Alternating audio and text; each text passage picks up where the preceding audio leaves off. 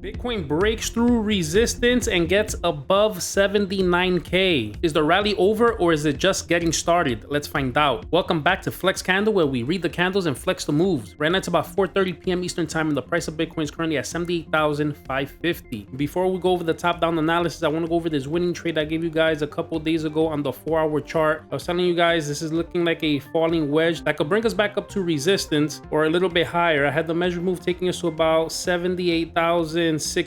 Not only did we hit that, but we went up as high as 79,472. So congratulations on whoever took this trade. This is a big win for the FlexCandle community. We're starting off here with the weekly chart. We have 4 days and 4 hours before this candle closes, and right now we're above the 21 moving average. That's currently at 77,733, and we're well above that, $1,000 above. If we could close like this, frankly, this is all I would want to happen, is for it to close up just slightly above the 21 moving average. And then the following candle, we could start making our way towards the 100 moving average at 87,773. Now we got to keep in mind the stochastics are getting a little toppy. So this is looking to me like we probably have one bigger push up. I've been calling 80K, 85K, 87K for like a month, 2 months or so. It hasn't happened, and it looks like it's finally going to happen. I feel like after that we might get rejected, and we would have to see what happens after that. Now we went up to 79,472. That's close enough to 80K. Remember, sometimes we have a measured move and it doesn't hit that. I wouldn't be surprised if we start rolling over from now. All of a sudden the next candle turns red, we have a tweezer top, and then we fall back all the way down. Let's see what ends up happening. Right now things are looking a little bit bullish to me. We head over to the 4-day chart. You can see that the stochastics are getting toppy. We're well above the 21 moving average, and it looks like we're heading towards the 200 moving average. Once again, that's at 85K. Now on the 2-day chart, you guys know I had this in a bear flag, and now we're well above it here. I would like us to get to this 100 moving average, or close to, get above this 80 moving average here at 79,670. We could break above that. I would think that the bear flag is negated for now. That doesn't mean that another bearish pattern can't arise and we come back down to these levels. The stochastics, they're getting toppy. We could fall easily back into this bear flag, and this could end up being some type of a head and shoulder pattern. Left shoulder head, we get back another move up, maybe to like 75K after we drop, then that'll be a right shoulder and we could roll over. Now on the daily chart, this is what I'm liking here. The stochastics got toppy here with a double top. We rolled over, but if we zoom in, I was calling this curve about a day or two ago. Look, it's starting to curve up here. I'm starting to like that. This is looking like we're headed towards the 200 moving average at 85,906. Look at this gigantic gap in the VRVP. I mean, we're gonna have some resistance here, obviously. Look at 82, also at 84, because this is where the bulge is, but the next bigger bulge that sticks out here on the VRVP is around 87,000. So the 200 moving average is currently at 86. I feel like we can make it there. Now on the 22-hour chart, we see the stochastics are on the way up as well. We got a little mini inverted head and shoulders here. We just got that measure move, and we're well above the 200 moving average. But we have to keep in mind, as this goes up, we're gonna leave the 21 moving average behind us. We're gonna end up having some type of a pullback, because we're already getting a little far from the 21 moving average. That's almost at 75K, so we could easily fall back down there. On the 12-hour chart, we still have room here in the stochastics RSI as well. I'm liking that the 21 moving average crossed the 200 moving average. That's bullish. We head over to the 8-hour chart. We still have room here in the stochastics. We're getting rejected here on the RSI, but look how we curved up here. Maybe we could get a certain curve. Look at this inverted head and shoulder on the stochastics RSI that broke out. Now we are far away from the 21 moving average at 76,128, and we're starting to get a red candle here. Now this candle closes in the next 3 hours and 20 minutes. We want to make sure that this does not close red, because this will be tweezer tops. Look what happened the last time we had tweezer tops. All these red candles, even though we ended up bouncing, tweezer tops here, we fell down. Tweezer tops here, we fell down. So this can end up happening, having us maybe catch up to the 21 moving average somewhere around here, and then maybe we could bounce up, or we could start rolling over from here. Now on the 4-hour chart, I was speaking to you guys yesterday when we were here that this is looking like a head and shoulder pattern could form. Now the neckline was at this purple line, the 80 moving average, and I was saying we get down to that and we start breaking down, this could bring us down to the 200 moving average. That did not play out, and what ended up playing out was that falling wedge that I showed you guys. Remember, when I did the falling wedge, I gave you guys this potential move all the way up here to 78K again, and we only made it back up to about 76,800 around there before we got these tweezer tops, and then we started kind of like rolling over, and then we eventually made the whole move. So sometimes you guys gotta remember, on the time frame that you're on, the 4-hour time frame could take a while before before the whole measure move plays out, because a lot of candles have to play out.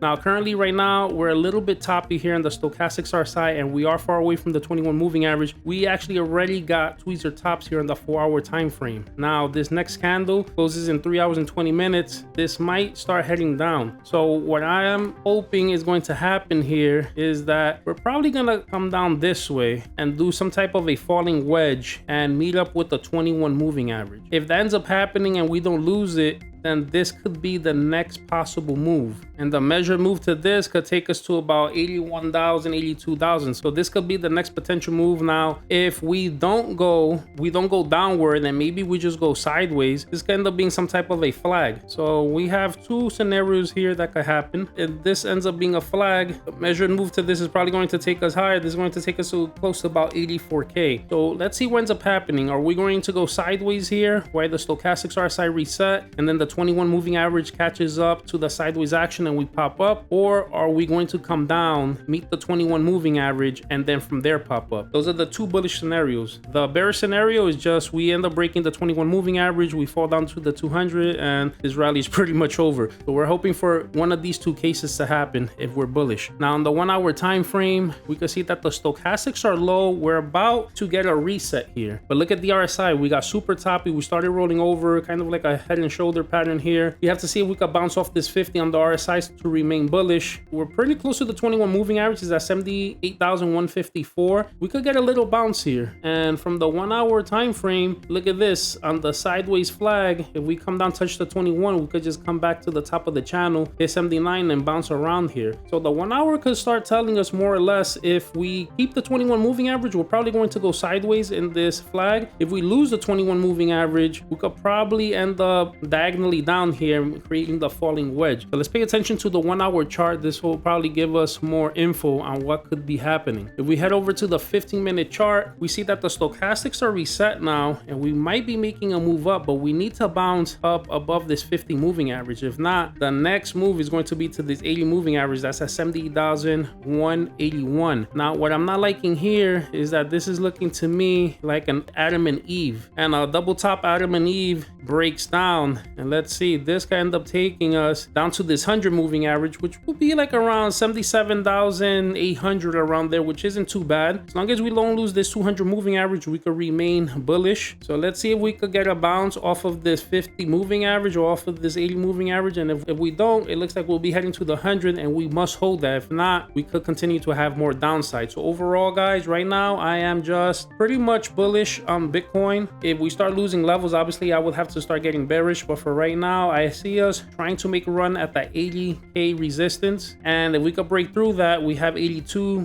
83 and 85 open, possibly even 87. All right, guys, so that's the breakdown. If this gave you clarity or a setup to watch, do me a favor, like, drop a comment, subscribe, and if you have a stock or crypto you want me to go over, drop it in the comment section. This is FlexCandle, where we read the candles and flex the moves. Catch you on the next chart.